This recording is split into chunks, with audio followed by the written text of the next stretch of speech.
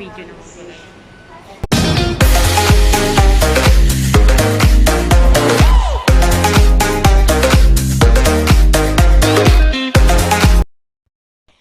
Hi guys! So ngayon nandito kami sa MTR Exit B sa Kamsyong Road. So gagala kami, hinihintay namin yung mga friend namin kasi dito kami magkita-kita. So first time namin dito pumunta guys sa Kamsyong Road, kaya no idea kung saan kami pupunta. So ayan, ganito siya. Ganito kalawak dito. Tapos ang daming bike, so mga pwede mag-arkila. So yun yung aming kasama.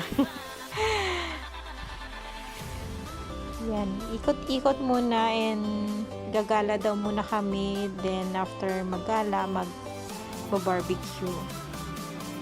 So ayun yung mga bike, mga nakatambay. Parang long walk ang gagawin namin ngayon.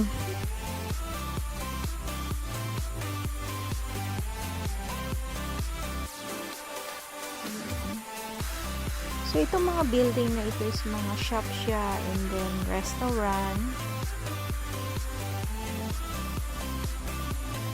Hindi siya masyadong matao dito. Kaya medyo okay gumala dito kasi hindi siya crowded.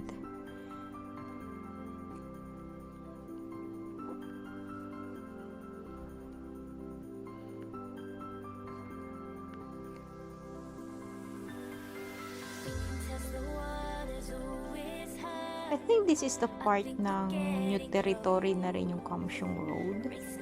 Dito yung area na to, parang bakanting area siya. Dito kami dadaan, nag-shortcut kami. Kasi may iba pa raw daanan going dun sa pupuntahan namin, pero ito yung mas malapit na daan. Pasensya na guys kasi ang professional yung aking gamit na na camera, kaya every time na nagtitake ako ng video is magulo. So dito na kami sa may Old Village. Papasok kami dyan sa Old Village. Ito yung tinatawag nilang Old Village, pero ito say hindi kami nakapasok kasi bawal daw dahil sa pandemic. Ayan. Hanap na lang kami ulit ng galaan.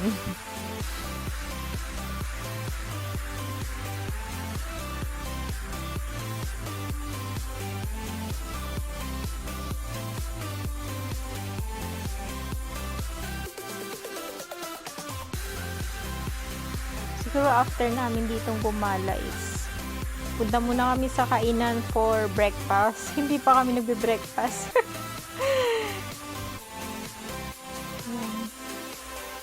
Para lang din sa Pilipinas yung lugar na ito kasi hindi matataas masyado yung building.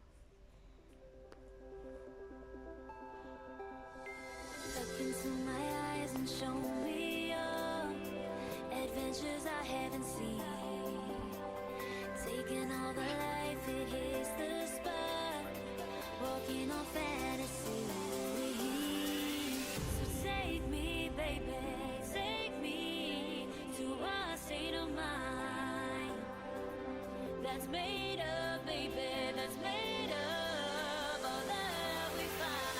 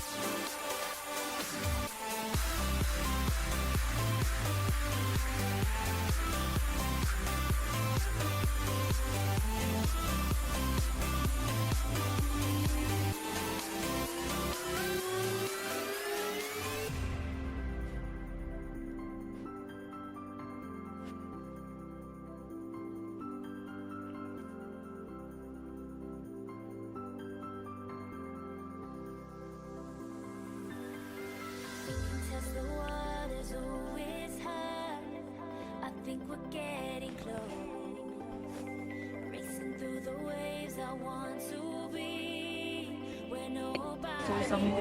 Yan, kain muna kami guys ng breakfast namin. So napagod mag-picture taking. Ang ano dito guys, yung place dito is parang sa Pilipinas lang. Ayan, tignan mo siya. So ganito yung lugar dito, and usually napansin ko dito is ang ginagamit nila is yung solar.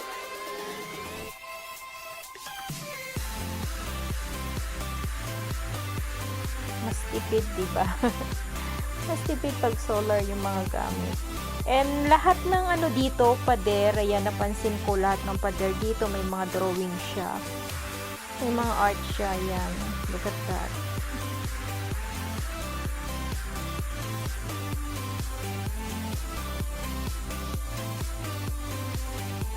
Sa tagal ko rito sa Hong Kong, ngayon lang ako dito nakagala. Kasi sinama kami ng mga friend namin na Chinese. Ayan, look at that. Parang sa atin lang talaga yung itsura niya.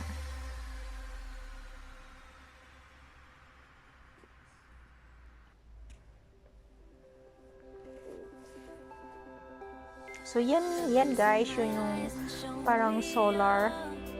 Adventures I haven't seen. Taking all the life, it hits the spot.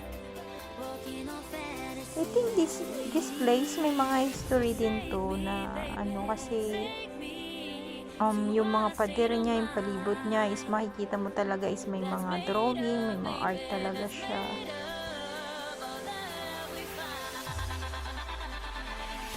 Yan. Picture muna.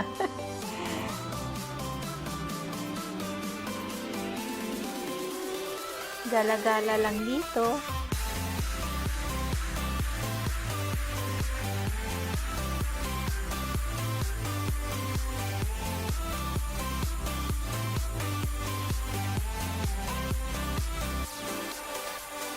So we're gonna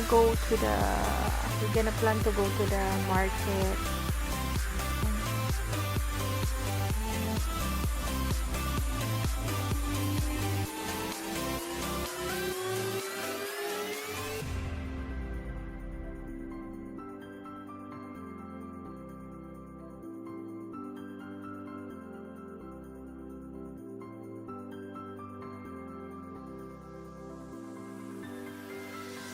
Test the waters, oh, it's hot.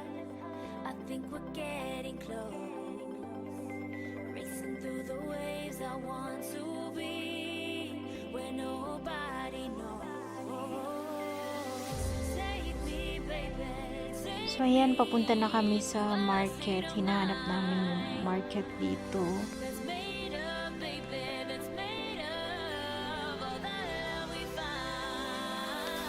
Pati yung dito yung mga sa kalsada, hindi siya masyadong madaming sasakyan. Ganyan naman.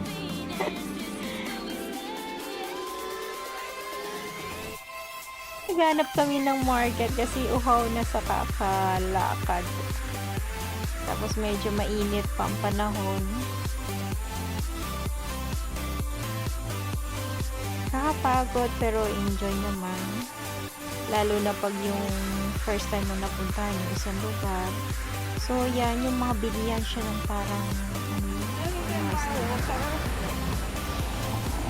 malapit na kami sa market. Ayan. So, papasok na kami ng market. Nakita rin natin dito.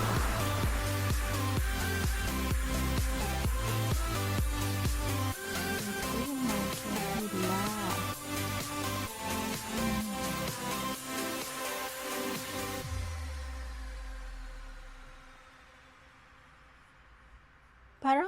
Parang mga unique, I'm not unique. Parang mga antique yung mga tinitinda nila dito. Parang mga kakaiba. Taking all the life, it hits the spot. Walking on fantasy.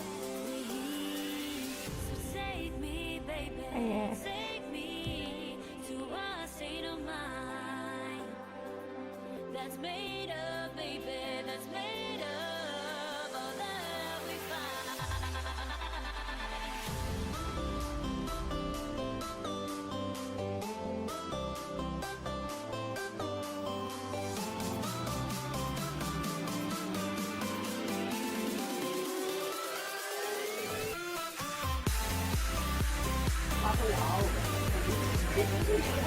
So, nakalabas na kami dun sa isang market. Ngayon naman, papunta kami sa barbecue area. Puro lakad. So, dito maganda siya mamili, guys. Yung price niya, okay lang. Hindi naman siya ganun kamahal. Hindi rin naman siya ganun ka baba. And then, may mga branded din ditong mga tinitinda at mga second hand. So, yan. Going na kami sa barbecue area.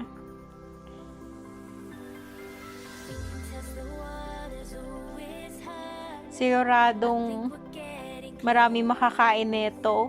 Kasi sa barbecue area dito, guys, ano siya, parang unlimited siya. So, I think about $150 for 4 hours din. So, sulit na rin naman. Siguradong busog na busog.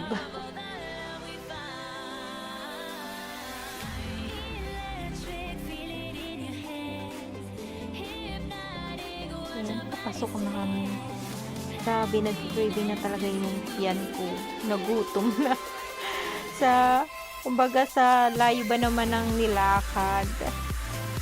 Nakapasok na rin kami dito sa barbecue area. Pineapple farm daw to, pero hindi ko makita yung pineapple.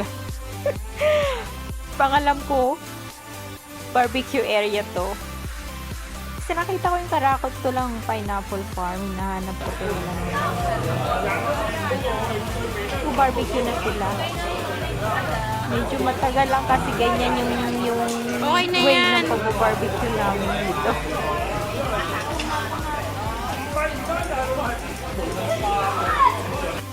One, two, three, go! Actually guys, this is get together ng mga friend namin kasi pauwi na kami ng Pinas, so for good. Kaya gumalagala kami ng ganito, bonggang-bongga. For banding na rin kasi last ng ano namin, get together dito ng mga friend namin. Actually, mauna muna si Sarah umuwi and then next ako. So, ayan guys. And I hope nagustuhan nyo yung aking video kahit na hindi siya ganun kaganda at clear. Kasi magulo talaga yung pagkakuha ko. So, thank you guys for watching. And I hope na magustuhan nyo. God bless sa inyong lahat.